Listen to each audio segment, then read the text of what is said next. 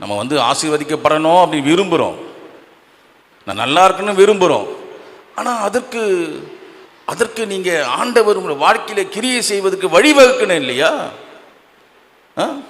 வழிவகுக்கணும் இல்லையா? நான் எனக்கு வருமானம் வரணும் அப்படின்னா அதுக்கு வழி என்ன? வேலை செய்யணும். வேலையே செய்ய மாட்டேன், எனக்கு வருமானம் வரன்றது அது முட்டாள்தானம். அதே போல் ஆண்டவர் ஆசீர்வதிக்கணும்னா ஆண்டவர் நமக்கு கொடுக்கப்பட்டிருக்கிறதான வார்த்தைகளுக்கு கீழ்ப்படி நடக்கணும். அதான் வழியை அமைக்கிறது. இல்லை நீங்கள் தலைக்கீழ நின்னாலும் நாம் முன்னேறவே முடியாது. எத்தனை வருஷம்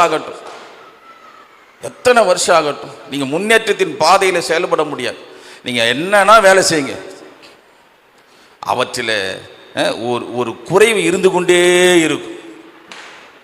ஏன்னா ஆண்டவர் ஆசீர்வதிக்கிறதுக்கு நம்ம என்ன பண்ணல? வழியை அமைக்கல. வழி